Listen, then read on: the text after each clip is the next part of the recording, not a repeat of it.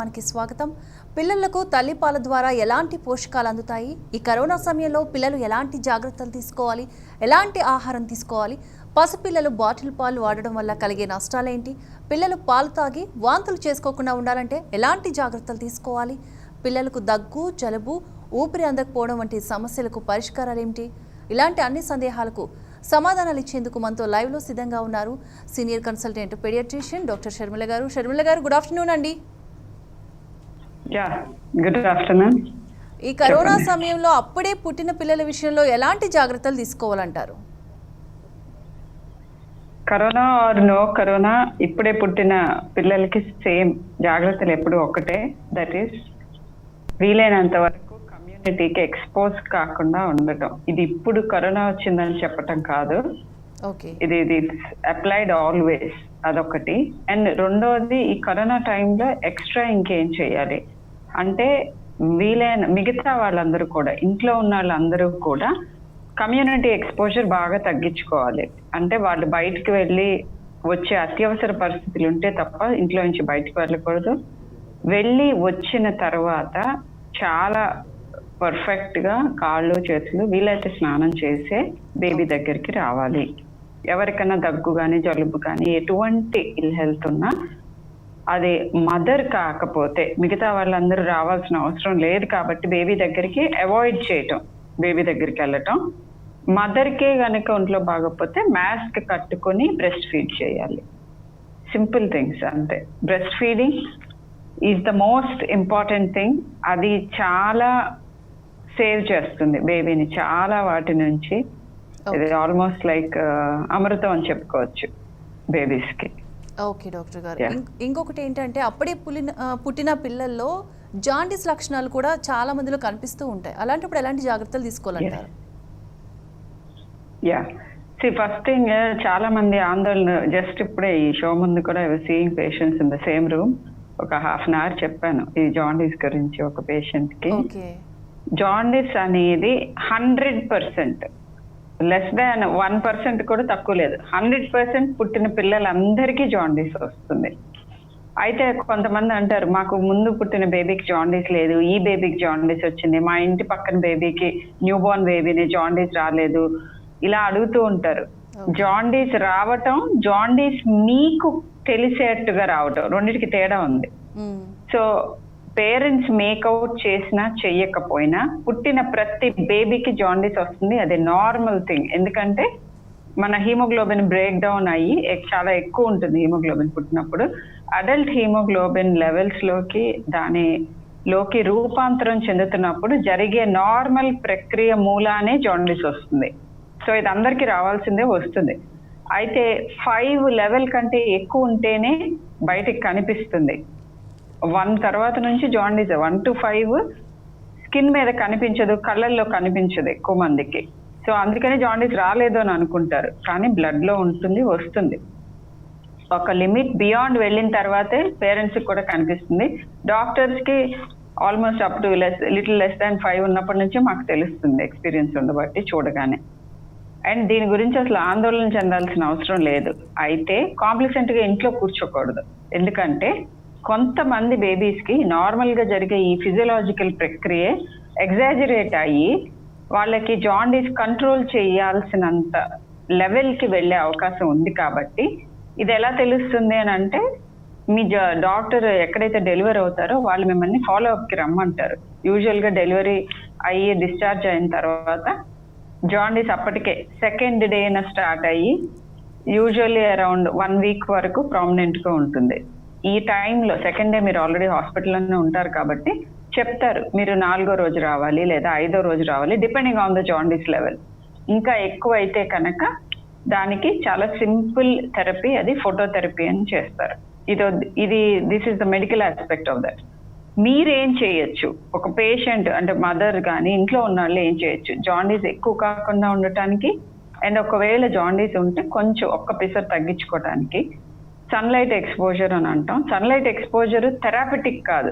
ఎందుకు చెప్తున్నానంటే, ఇది మేము సన్లైట్ లో పెట్టాము అయినా కానీ పెరిగింది, ఫోటోథెరపీ అంటున్నారు అని అంటారు కొంతమంది. సో సన్లైట్ ఎక్స్పోజర్ ఒక్క పిసరు అంటే ఒక 1 డిగ్రీ మాత్రమే తగ్గించడానికి ఉపయోగపడుతుంది. బట్ సన్లైట్ మూలాన వైటమిన్ డి కూడా వస్తుంది. సో జాండీస్ ఉన్నా లేకపోయినా daily 7:30 to 8 around that time ఒక 10 minutes ఫ్రంట్ ఎక్స్పోజ్ అయ్యేటట్టు, ఒక 10 minutes బ్యాక్ ఎక్స్పోజ్ అయ్యేటట్టు బట్టలన్నీ తీసేసి ఓన్లీ డైపర్ తోటి బేబీని సన్లైట్ కి ఎక్స్పోజ్ చేయొచ్చు. ఇన్ఫాక్ట్ డెలివరీ అయిన మదర్స్ కూడా వాళ్ళు కంటిన్యూస్ గా ఇంట్లోనే ఉండి కవర్డ్ గా ఉంటారు, ఎక్కువ సన్లైట్ చూడరు కాబట్టి వాళ్ళకి వైటమిన్ డి డెఫిషియన్సీ డెవలప్ అయ్యే అవకాశం ఉంటుంది. కాబట్టి మదర్ అండ్ చైల్డ్ ఇద్దరు కొద్దిసేపు రోజు సన్లైట్ లో కూర్చోవడం is good for the health. Jaundice కూడా ఇది ఒక పిసర్ ఉపయోగపడుతుంది. Yeah, so this is what you can do. But compulsory వాళ్ళు చెప్పినప్పుడు ఫాలో అప్ కి వెళ్ళాలి. కొంతమందికి ఎగ్జాజర్బేట్ అయితే బ్రెయిన్ లోకి ఎంటర్ అయ్యే అవకాశం ఉంటుంది కాబట్టి అది మీరు మేక్అవుట్ చేయలేరు కాబట్టి డాక్టర్ కి రైట్. ఓకే డాక్టర్ గారు, ఇంకొక కాలర్ ఉన్నారు, జయంత్ రెడ్డి గారు హైదరాబాద్ నుంచి మాట్లాడదాం. జయంత్ రెడ్డి గారు నమస్తే అండి. డాక్టర్ గారు ఉన్నారు, మీ సమస్య ఏంటో చెప్పండి. బ్యాక్ పెయిన్ బాగా, స్టమక్ బ్యాక్ పెయిన్ ఉంది మేడం, ఏమని చెప్తారా? స్టమక్ పెయిన్ బ్యాక్ పెయిన్ ఉన్నది.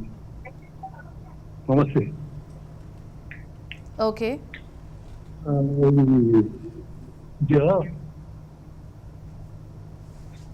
స్టమక్ పెయిన్ బ్యాక్ పెయిన్ గురించి అడుగుతున్నారు.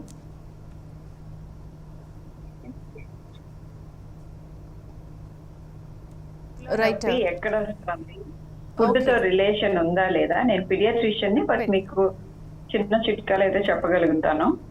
అండ్ బ్యాక్ పెయిన్ అంటున్నారు, బ్యాక్ పెయిన్ అనగానే ఈ టైంలో నాకు ఒక వార్నింగ్ చెప్పాలని ఉంది. ఈ పేషెంట్ కాదు, ఆబ్వియస్ గా ఇది చాలా రోజుల నుంచి ఉన్న బ్యాక్ పెయిన్ అయి ఉండొచ్చు. But one of the new symptoms that we are observing for COVID adults లో is back pain. So recent onset, ఇప్పుడిప్పుడే కనుక బ్యాక్ పెయిన్ వచ్చి చాలా తీవ్రంగా బ్యాక్ పెయిన్ ఉంటే ఇమీడియట్ గా ఒకసారి చూపించుకోండి ఫిజిషియన్ కి. ఇది కోవిడ్ సిమ్టమ్ అవ్వచ్చు. But otherwise back ache usual గా రాంగ్ పోస్చర్ అంటాం, రాంగ్ పోస్చర్ మూలాన రావచ్చు. కామన్ గా బ్యాక్ పెయిన్ రాంగ్ పోస్చర్ మూలాన వస్తుంది. And lack of exercise. Indians కి యూజువల్ గా బ్యాక్ ఎక్సర్సైజెస్ ఎవరు చేయరు. బ్యాక్ కి సంబంధించిన మజిల్స్ ని మనం యూజ్ చేసే పనులు ఎక్కువగా చెయ్యం.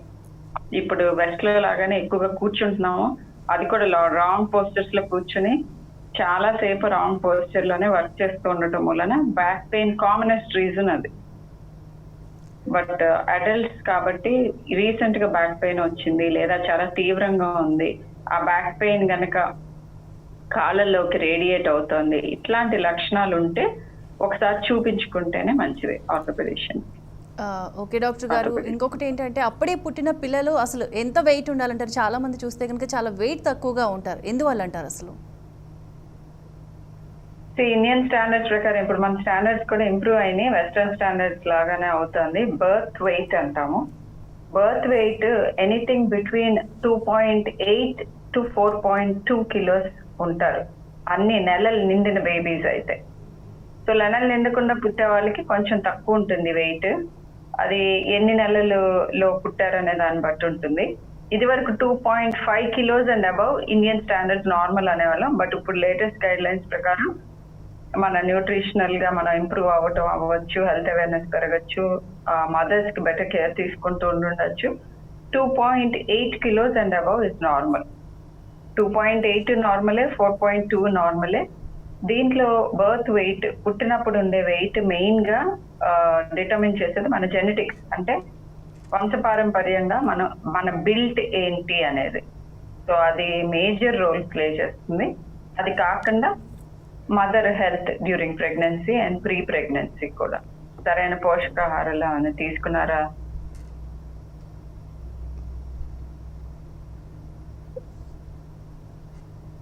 రైట్. ఓకే డాక్టర్ గారు, ఇంకొక కాలర్ ఉన్నారండి, నాగవరలక్ష్మి గారు, తూర్పుగోదావరి జిల్లా నుంచి. నాగవరలక్ష్మి గారు నమస్తే అండి. నమస్తే అండి. డాక్టర్ గారు ఉన్నారు, మీ సమస్య ఏంటి చెప్పండి. మా కోడలో నిండిపోతుందండి. చెప్పండి. ఏంటండి? నా గురించి జాగ్రత్తలు చేశానండి. మీ వాయిస్ బ్రేక్ అవుతుంది వరలక్ష్మి గారు, కొంచెం క్లారిటీగా మాట్లాడండి. అదేండి, నేను మా కోడల గురించి చేశానండి. చెప్పండి, మీ కోడలు గారికి ఏమైంది? అదే 8వ నెల జరుగుతుందండి, జాగ్రత్తలు చెప్తారండి. 8వ నెల ప్రెగ్నెన్సీ జాగ్రత్తలు ఏంటి అంటున్నారు, అంతేనా? అవునండి. ఎస్. సో 8వ నెల pregnancy actually this is an obstetrics వాళ్ళకి వచ్చే క్వశ్చన్, బట్ పెరినేటల్ గా చూస్తాం కాబట్టి first thing is pregnant women regular checkups కి వెళ్తూ ఉండాలి. కోవిడ్ టైంలో కూడా ఆన్లైన్ కన్సల్టేషన్స్ తీసుకోవాలి. And thing is blood pressure ఉందా లేదా, డయాబెటీస్ ఉందా, ప్రెగ్నెన్సీలో వచ్చే యూజువల్ ప్రాబ్లమ్స్ ఇవన్నీ ఈ వీటి మూలాన ప్రెగ్నెంట్ మదర్కే కాక బేబీ మీద కూడా ఇంపాక్ట్ ఉంటుంది. సో ఇవన్నీ చెక్ చేసుకుంటూ ఇవన్నీ నార్మల్ గానే ఉన్నాయి అని అంటే సమతుల ఆహారం తీసుకోవాలి. మినిమల్ అమౌంట్ ఆఫ్ ఎక్సర్సైజ్ అంటే చిన్న వాక్స్ ఇట్లాంటివి తీసుకుంటూ స్లీప్ జాగ్రత్తగా, స్లీప్ చాలా ఇంపార్టెంట్. ఇప్పుడు కష్టంగా ఉంటుంది 8వ నెల అంటే లెఫ్ట్ లాటరల్ పక్కకు తిరిగి పడుకోవటం, అది కూడా లెఫ్ట్ సైడ్ కి పడుకోవటం ఇస్ అడ్వైజబుల్. అండ్ ఎక్కువసేపు ఒకే చోట కూర్చొని ఉండటం ఇట్లాంటివి మంచిది కాదు. చిన్న వాక్స్ తీసుకుంటూ ఉండటం, ఇన్ బిట్వీన్ కూర్చుని మధ్య మధ్యలో లేచి చిన్న చిన్న వాక్స్ తీసుకోవాలి. ఈ సింపుల్ థింగ్. సమతుల ఆహారం ఇది ఎప్పుడైనా ఇంపార్టెంటే.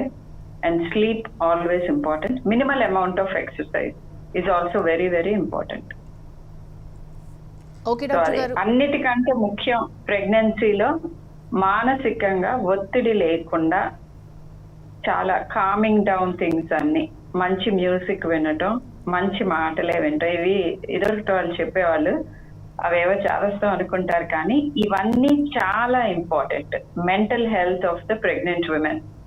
ఎందుకంటే ఇంట్రెస్టింగ్ థింగ్ ఏంటంటే ఇప్పుడు స్టడీస్ లో కూడా ప్రూవ్ అయింది మదర్ ఎంత calm and happy and balance state లో ఉంటే పుట్టబోయే బిడ్డ mental health later in life, వాళ్ళ ఇమోషనల్ హెల్త్, ఇమోషనల్ ఇంటెలిజెన్స్ దాని మీద చాలా ఇంపాక్ట్ ఉంటుంది అని ఇది స్టడీస్ ద్వారా కూడా ప్రూవ్ అయింది. So that is important. Okay doctor గారు, ఇంకో కాలర్ ఉన్నారండి కృష్ణా జిల్లా నుంచి శ్రీనివాస్ గారు. శ్రీనివాస్ గారు నమస్తే అండి. నమస్తే మేడం. డాక్టర్ గారు ఉన్నారు, మీ సమస్య ఏంటో చెప్పండి. నమస్తే అండి డాక్టర్ గారు. చెప్పండి. శ్రీనివాస్. Hello madam. చెప్పండి శ్రీనివాస్ గారు, మీ సమస్య ఏంటో చెప్పండి. మేడం మాకు ఇప్పుడు 4th week పాప మేడం.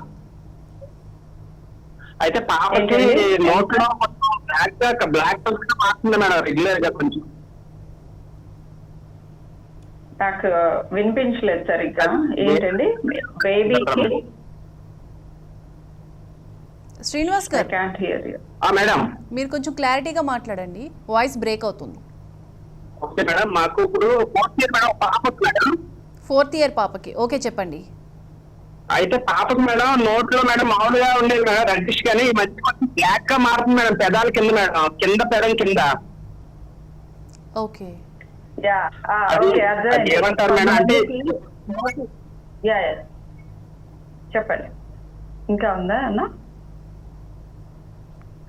సో నోటి చుట్టూతా, పెదాల చుట్టూతా కొంత ఇది ఈ కంప్లైంట్ నేను ఇంకా కొంతమందిలో చూసాను.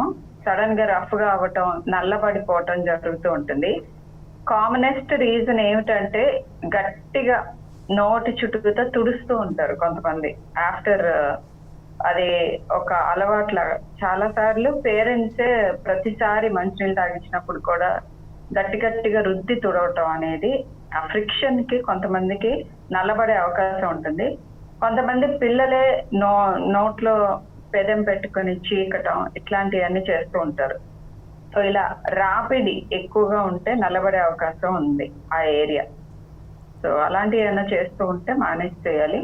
అండ్ మాయిశ్చరైజ్ చేసుకుంటూ ఉండాలి. ఒంటిలో తేమ శాతం తగ్గితే కూడా నల్లబడే అవకాశం ఉంటుంది. అది స్పెసిఫిక్ గా ఒక్క చోటే ఆ పెదం కిందే ఉంటే గనక మోస్ట్ లైక్లీ ఇది రీజన్ అవ్వచ్చు. బట్ పెదాలు నల్లబడటం, ఏడ్చినప్పుడు నల్లబడటం, గోల్డ్ కూడా నల్లబడటం ఇలాంటివి ఏమైనా జరుగుతుంటే డెఫినెట్ గా వెళ్ళి చూపించుకోవాలి. ఇది రక్తంలో ఆక్సిజన్ శాతం తగ్గినప్పుడు సైనోసిస్ అంటాం, అట్లాంటిది ఏమైనా జరుగుతుందా.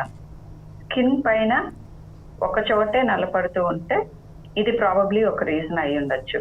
ఇలా చెయ్యకుండా కూడా నల్లబడుతుంది అంటే మీరు వెళ్ళి చూపించుకోవాలి. స్కిన్ కాబట్టి చూస్తే తప్ప చెప్పలేము కంప్లీట్ గా. ఓకే డాక్టర్ గారు, ఇంకో కాలర్ ఉన్నారండి గుంటూరు నుంచి రమేష్ గారు. రమేష్ గారు నమస్తే అండి. మేడం నమస్తే మేడం. డాక్టర్ గారు ఉన్నారు, మీ సమస్య ఏంటి చెప్పండి. మేడం రీసెంట్ మేడం మాకు హలో మీ వాయిస్ కట్ అవుతుంది రమేష్ గారు. మేడం 3 months నాకు బాబు పుట్టి 3 months అయింది బాబు పుట్టి. ఓకే చెప్పండి. కోవిడ్ ఎలాంటి జాగ్రత్తలు బిడ్డ జాగ్రత్తలు ఉంటారా?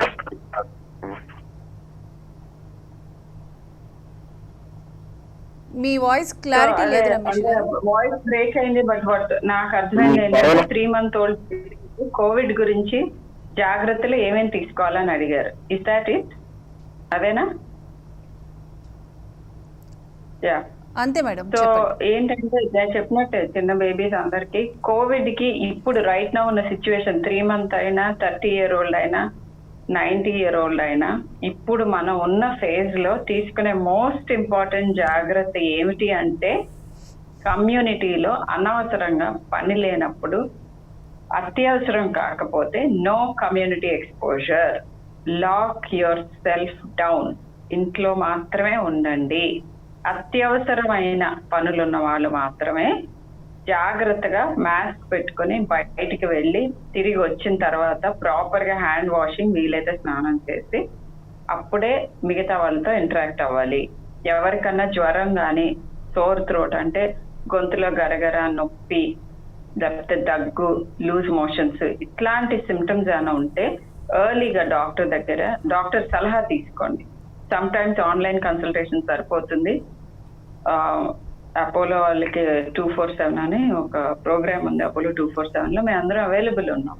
చాలా అవర్స్ మాకు ఆన్లైన్ వీడియో కన్సల్ట్స్ మీద ఉన్నాం. సో తెలుసుకొని ఇమ్మీడియట్ గా వెళ్ళాలి. ఈ విషయం గురించి కొంచెం ఎక్కువ ఎందుకు చెప్తున్నాను అంటే I have to share one experience with you. Recent గా ఒక ప్రెగ్నెంట్ ఉమెన్ ఆల్మోస్ట్ 3-4 days పాటు ఫీవర్ తోటే ఇంట్లో ఉన్నారు. సో అది ప్రాపర్ అడ్వైస్ లేనందుకు లాస్ట్ మినిట్ లో తెలవటం మూలన అది కోవిడ్ పాజిటివ్ వచ్చారు and she had to be admitted in to the hospital. So అట్లానే భయపడమని చెప్పట్లేదు. చాలా వరకు కోవిడ్ చాలా మైల్డ్ సిమ్టమ్స్ లేదా సిమ్టమ్స్ లేకుండా టోటల్ రికవరీ తోటే వస్తుంది. అయితే అలా అని కాంప్లిసెంట్ గా ఇంట్లో కూర్చుని ఒంట్లో బాగున్నప్పుడు కూడా ఇంట్లో కూర్చోకూడదు. అట్ ద సేమ్ టైం అవసరం లేనప్పుడు కమ్యూనిటీకి ఎక్స్పోజ్ అవ్వకూడదు. పిల్లలైనా పెద్దవాళ్ళైనా ఎవరైనా కూడా. And proper hand washing and masking. బయటికి వెళ్తే చాలు మాస్క్ పెట్టుకోవాలి. రైట్ డాక్టర్ గారు, ఇంకొక కాలర్ ఉన్నారండి చంద్రశేఖర్ గారు రాజమండ్రి నుంచి. చంద్రశేఖర్ గారు నమస్తే అండి. నమస్తే అండి. డాక్టర్ గారు ఉన్నారు, మీ సమస్య ఏంటో చెప్పండి. గుడ్ ఆఫ్టర్నూన్ మేడం గారు. చెప్పండి. మేడం గారు మా బాబుకి 4 సంవత్సరాలండి. Okay. 15 days back corona positive వచ్చింది మేడం గారు. ఇప్పుడు మళ్ళీ టెస్ట్ చేస్తే నెగిటివ్ వచ్చిందండి. ఓకే. అది బాబుకి ఇప్పుడు బాబు అయితే బాగానే ఉన్నాడండి కంప్లీట్ గా. కాకపోతే ఏమేమి జాగ్రత్తలు తీసుకోవాలి కొద్దిగా చెప్తారండి. ఫోన్ చేస్తాను. కరోనా వచ్చి తగ్గిన తర్వాత అంటే పోస్ట్ కోవిడ్ కేర్ అంటాము. ఇప్పుడు దాని గురించి కొత్తగా సెంటర్స్ కూడా ఓపెన్ చేద్దామని ప్లాన్ ఉంది చాలా మందికి. సో పిల్లల్లో పర్టికులర్ గా నేను పిల్ల డాక్టర్ గా పిల్లలకి చెప్పేది ఏంటంటే కరోనా వచ్చి తగ్గిన తర్వాత భయపడాల్సిన అవసరం లేదు. 1 or 2 వార్నింగ్ సైన్స్ ఉన్నాయి, అవి చెప్తాను. అవి కాకుండా మిగతా పిల్లలందరూ సమతుల ఆహారం తీసుకోవటం, వీలైనంత రెస్ట్ తీసుకోవటం, మంచినీళ్ళు ఎక్కువగా తాగటం అండ్ వైటమిన్స్, మీ డాక్టర్స్ అడిగితే వైటమిన్స్ ఇస్తారు, వైటమిన్స్ తీసుకుంటూ ఉండటం. ఇదే ఆల్మోస్ట్ ఇప్పుడు 100 మంది కరోనా పేషెంట్స్ ఉంటే 95 మందికి ఇప్పుడు నేను చెప్పిన కేర్ సరిపోతుంది. 5% మందిలో కొంతమందికి రేర్ గా కరోనా వచ్చి తగ్గిన తర్వాత కూడా కొన్నిసార్లు పోస్ట్ వైరల్ మయోకార్డియల్ ఇన్వాల్వ్మెంట్ అని ఉంటుంది. అంటే గుండె మజిల్ ఇన్వాల్వ్ అయ్యే అవకాశం ఉంటుంది. అది పిల్లల్లో ఇప్పటి వరకు ఇండియాలో రిపోర్ట్ అవ్వలేదు. బట్ ఫారిన్ కంట్రీస్ లో కొన్ని చోట్ల ఒక 4 weeks 6 weeks కరోనా వచ్చి తగ్గిన తర్వాత చెస్ట్ డిస్కంఫర్ట్ కానీ లేకపోతే ర్యాష్ వస్తున్నా లేదా కళ్ళు నోరు ఎర్ర పూత వస్తున్నా కాళ్ళు చేతులు ఉబ్బినట్టు అవుతున్నా, ఇట్లాంటి కొన్ని లక్షణాలతోటి పోస్ట్ కౌసాకి ఇమ్యూన్ రియాక్షన్ వచ్చే అవకాశం ఉంటుంది. ఇలాంటివి ఏమైనా జరుగుతూ ఉంటే ఇమ్మీడియట్ గా డాక్టర్ ని సంప్రదించాలి. ఇది ఇంకా ఇండియాలో ఇప్పటి వరకు రిపోర్ట్ అవ్వలేదు. మనకి పీక్ కరోనా కేసెస్ వచ్చిన 1.5 month తర్వాత ఈ ఫినామినా వచ్చే అవకాశం ఉంటుంది. ఎందుకంటే ఇది కరోనాతో మనం ఫైట్ చేస్తున్నప్పుడు బాడీ ఇమ్యూన్ సిస్టమ్ యాక్టివేట్ అయ్యి ఆ యాక్టివేషన్ ఒకసారి శృతి మించి ఇలాంటివి కాజ్ చేసే అవకాశం ఉంటుంది. సో పోస్ట్ కోవిడ్ కేర్ అంటే ఏం లేదు, సింపుల్. ఎక్కువ నిద్రపోవటం, మంచినీళ్ళు ఎక్కువగా తాగటం, ఫ్రూట్స్ అండ్ ఫ్రెష్ వెజిటేబుల్ ఎక్కువ తినటం, అండ్ ఏదన్నా సిమ్టమ్ అబ్నార్మల్ గా అనిపిస్తే చెస్ట్ డిస్కంఫర్ట్ కానీ లేకపోతే నేను చెప్పిన లక్షణాలన్నీ ఏమైనా ఉంటే ఇమ్మీడియట్ గా డాక్టర్ ని సంప్రదించండి. ఓకే డాక్టర్ గారు, ఇంకో కాలర్ ఉన్నారండి, నాగదేవి గారు రాజమండ్రి నుంచి. నాగదేవి గారు నమస్తే అండి. నమస్తే అండి. డాక్టర్ గారు ఉన్నారు, మీ సమస్య ఏంటి చెప్పండి. డాక్టర్ గారు కూడా చెప్పండి. కొంచెం గట్టిగా మాట్లాడండి నాగదేవి గారు. హలో డాక్టర్ గారు, గుడ్ ఆఫ్టర్నూన్ అండి. చెప్పండి. నమస్తే అండి. Yeah. గుడ్ ఆఫ్టర్నూన్ అండి. మా బాబుకి 13 years అండి. అయితే కొంచెం మాట, మా బాబుకి 13 years అండి. ఓకే. మా బాబుకి 13 years అండి. కొంచెం చెప్పండి. 13 ఏళ్ళు మీ బాబుకి మాట్లాడటంలో ప్రాబ్లం ఏదో ఉన్నట్టుంది, ఏంటో చెప్పండి.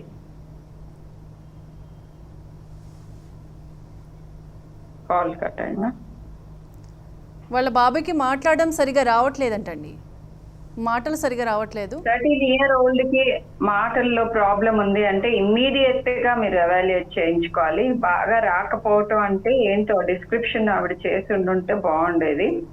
కొంతమందికి స్టామర్ అంటారు, అంటే కామన్ మ్యాన్ టర్మ్ లో నత్తిగా మాట్లాడటం అంటారు. అలాంటివి ఏమన్నా ఉంటే ఇమ్మీడియట్ గా స్పీచ్ థెరపీ ఇప్పించుకోవాలి. అలా కాకుండా స్పెసిఫిక్ గా ఏమన్నా పర్టికులర్ సిలబుల్స్, కొంతమందికి కొన్ని అక్షరాలు పలకకపోవచ్చు, ఇలాంటివి కూడా 13 years అంటే ఇట్స్ ఆల్రెడీ లైక్ ఇంకా ముందే స్టార్ట్ చేయాల్సి ఉండింది. But never too late. ఇప్పుడు గమనిస్తే ఇప్పుడైనా కూడా స్పీచ్ థెరపీ తీసుకోవటం చాలా అవసరం. ఓకే. ఆన్లైన్ కూడా ఇప్పుడు స్పీచ్ థెరపిస్ట్లు అవైలబుల్ ఉన్నారు. సో ఇమ్మీడియట్ గా ప్లీజ్ కన్సల్ట్ పీడియాట్రిషియన్ కి ఒకసారి ఆన్లైన్ కన్సల్ట్ తీసుకోండి. తీసుకుంటే ఏంటి ప్రాబ్లం అనేది తెలుస్తుంది. అది కొన్నిసార్లు స్పీచ్ ప్రాబ్లమ్స్ అండర్లైన్ వేరే న్యూరలాజిక్ ప్రాబ్లమ్స్ కి కాన్సిక్వెన్స్ అంటాం, అంటే వాటి మూలంగా వచ్చే అవకాశం ఉంది. అలాంటిది ఏమన్నా ఉంటే ప్రైమరీగా ఉన్న డిసీజ్ కనుక మనం ట్రీట్ చేస్తే ఇది కూడా ఇంప్రూవ్ అవ్వచ్చు. రైట్. అలా కాకుండా ఓన్లీ స్పీచ్ ప్రాబ్లం అయి ఉంటే స్పీచ్ థెరపీతో ఇంప్రూవ్మెంట్ అయ్యే అవకాశం ఉంటుంది. ఏదైనా కూడా 13 ఏళ్ళు కాబట్టి ఇప్పుడు ఇమీడియట్ గా రెస్పాండ్ అవ్వాలి. Okay right. Thank you so much doctor గారు, మీ విలువైన సలహాలు సూచనలు మాకు అందించినందుకు. ఇవి ఈరోజు హెల్త్ అప్డేట్స్. మరిన్ని అప్డేట్స్ కోసం చూస్తూనే ఉండండి 99 TV.